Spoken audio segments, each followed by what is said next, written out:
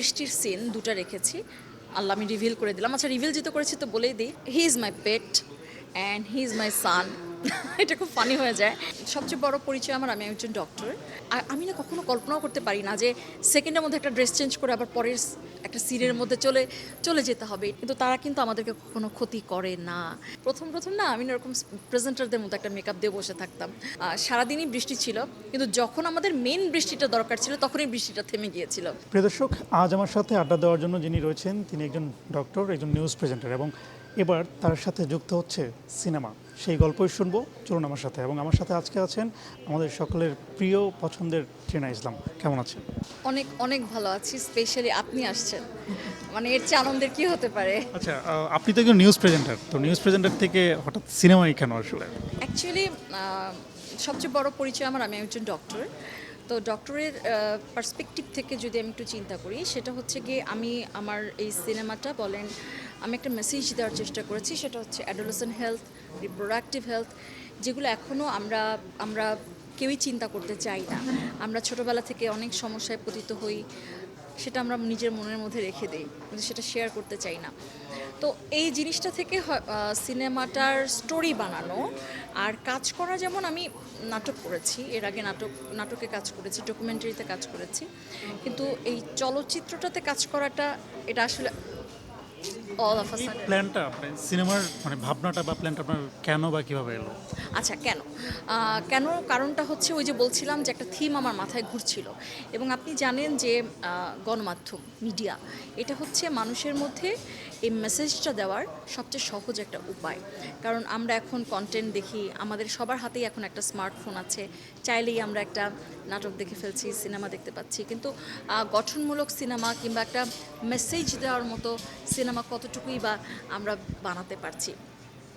হয়তো এটা আমার প্রথম কাজ, হয়তো অনেক ভুল ভ্রান্তি রয়ে গেছে, কিন্তু আমি চেষ্টা করেছি আমার সমাজকে একটা তথ্য দেওয়ার। এই সিনেমাটার নাম শব্দহীন যন্ত্রণা রাখার কারণ কি? মানে গল্পটা আসলে কতটুকু এই নামের সাথে রিলেটেবল আপনার কাছে মনে হয়? কষ্ট পেয়েছেন কখনো? অনেকবার পেয়েছেন। কখনো কেঁদেছেন? কখনো কাঁদতে পারেননি হয়েছে? ইয়েস, এটাই হচ্ছে শব্দহীন যন্ত্রণা। অনেক কষ্ট থাকে, যে কষ্টগুলোতে আমরা কাঁদতেও পারি না এবং কাউকে বলতেও পারি না। এই সিনেমাটাতে একটা সিঙ্গেল মাদার, যে অনেক ছোটোবেলায় কনসিভ করে এবং এই বাচ্চাটাকে নিয়ে সে বড় করে এবং একসাথে বাচ্চাটার সাথে সেও বড় হয়। তার কতটুকু কষ্ট, আমাদের সমাজের যে পার্সপেক্টিভটা আপনি যদি চিন্তা করেন, তাকে কতগুলো কথা শুনতে হয়েছে, তার বাবা মাকে সেগুলো ফেস করতে হয়েছে, তাই না? এই মাটা কিন্তু সারাটা জীবন একাই থেকে যায় সেই সন্তানটাকে নিয়ে। তো এই কষ্টটা কতটা ভয়াবহ হচ্ছে, সে কি সারা জীবন শুধু কেঁদেছেই না, ভেতরে একটা কষ্ট নিয়ে বয়ে বেরিয়েছে। তো এই কষ্টটাই, যে কষ্টটা আমরা চোখের পানি দিয়েও কিন্তু প্রকাশ করতে পারি না, সেটাই শব্দহীন যন্ত্রণা। সিনেমাটার শুটিং অলমোস্ট ডান, সম্ভবত এখন পোস্ট প্রোডাকশনের কাজ কাজ চলছে। কবে নাগাদ সিনেমাটা প্রেক্ষাগৃহে দেখতে পাবো আমরা? আমরা অক্টোবরের মাঝামাঝি চেষ্টা করছি, কারণ আমরা জানি 12 মাসে 13 পার্বণ আমাদের দেশে, তাই না? শুধু যে ঈদেই সিনেমা আসবে তা না, সামনে পুজো আছে, তারপর আরও কিছু অকেশনও আছে। আমরা চেষ্টা করছি কোনো একটা অকেশনকে ফিক্সড করে, বাট অক্টোবরে মাঝামাঝি সময় সেটা মুক্তি দিতে। একটু সিনেমার শুটিংয়ের গল্প শুনি। সিনেমার শুটিং কোথায় করলেন, সেই এক্সপিরিয়েন্স কেমন ছিল? যেহেতু আপনার এটা সম্ভবত প্রথম সিনেমা, সেই জায়গা থেকে আসলে মানে যেহেতু নাটকে কাজ করেন, সেটা স্কিল একেবারেই ভিন্ন। অনেক আগে রাইট, আর সিনেমার স্কেলটা আবার একটু ডিফারেন্ট। সো একটু শুটিং এক্সপিরিয়েন্স। অনেক ডিফারেন্ট। আচ্ছা, শুটিংয়ের এক্সপিরিয়েন্সটা হচ্ছে গিয়ে, যেমন আমরা প্রেজেন্টেশনের ক্ষেত্রে যা করি, আমাদের মেকআপ থেকে শুরু করি, হ্যাঁ, বিকজ এখানে মেকআপটা অনেক ন্যাচারাল হতে হয়।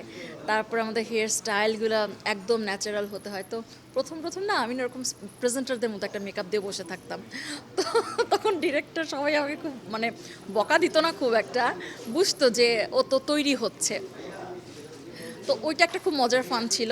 তারপরেই যে দেখেন, মানে আমি না কখনো কল্পনাও করতে পারি না যে সেকেন্ডের মধ্যে একটা ড্রেস চেঞ্জ করে আবার পরের একটা সিনের মধ্যে চলে যেতে হবে। এটা কিন্তু ওয়ান কাইন্ড অফ ইউনো মজার একটা জায়গা। তারপর প্রতিটা লাঞ্চে, প্রতিটা ডিনারে আমরা সবাই মিলে একসাথে খেতাম। মানে আমি কিন্তু এত বড় পরিসরে কখনোই এই জিনিসগুলো দেখিনি।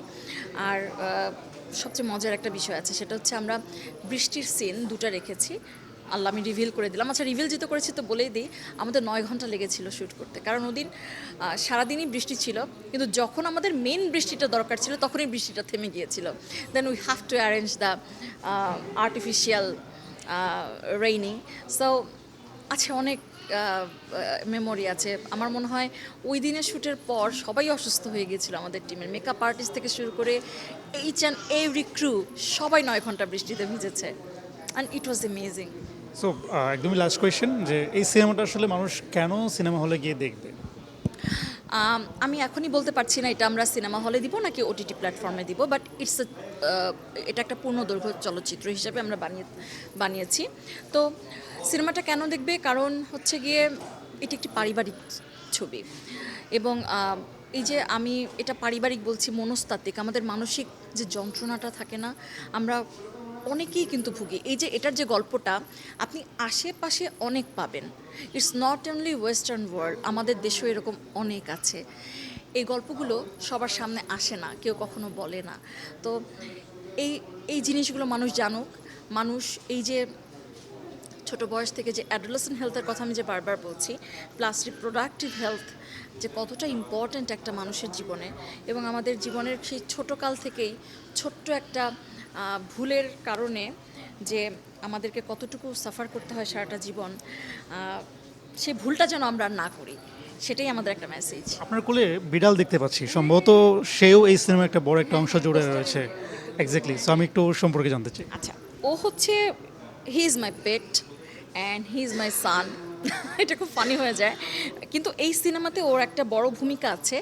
ও হচ্ছে, আমি সব পেট অ্যানিম্যালদেরকে বলি অবাক বন্ধু, কারণ অবাক বন্ধুরা সবাক বন্ধুর চেয়ে বেশি নিষ্পাপ হয়, এবং তারা সবচেয়ে বেশি সঙ্গ তারাই দেয়। আপনি দেখবেন বাসায় গেলে ও আমার সাথে এসে ঘুমাচ্ছে, কিংবা ধরে নিলেন ও আমাকে সময় দিচ্ছে, ওকে আমি খাওয়াচ্ছি, তার বিনিময়ে ও কিন্তু কোনো আমার ক্ষতি করছে না।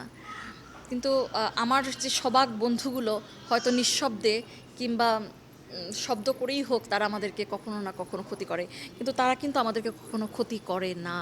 তো বাট এখানেই ও আমার একজন, এই সিনেমাতে ও আমার একজন সঙ্গী, কারণ এই যে ছোট একটা ফ্যামিলি, আমি, আমার সন্তান এবং এই ছোট বিড়ালটিকে নিয়েই আমাদের ছোট একটা পরিবার আর কি আমাদের। তাকে নিয়ে শুটিং করতে কোনো ধরনের অসুবিধা হয়নি? আপনি বিশ্বাস করবেন কিনা জানি না, শুটিং করতে মানে বিহাইন্ড দ্য সিন যদি বলি, ও একটু আপসেট ছিল, নতুন, কিন্তু কিন্তু ও যখন অ্যাকশনে গিয়েছে, ওর জন্য একটাও কোনো এনজি শট হয়নি, বিলিভ মি, এটা আমার ডিরেক্টরও বলতে পারবে।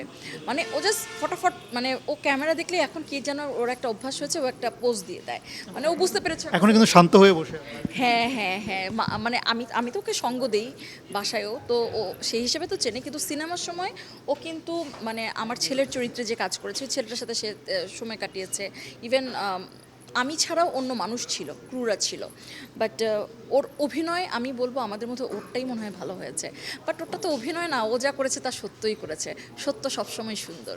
আর ও হচ্ছে আমার, মানে কি বলবো, মানুষের সঙ্গী থাকে না, সেই সঙ্গী হিসেবেই ছায়ার মতো ছিল।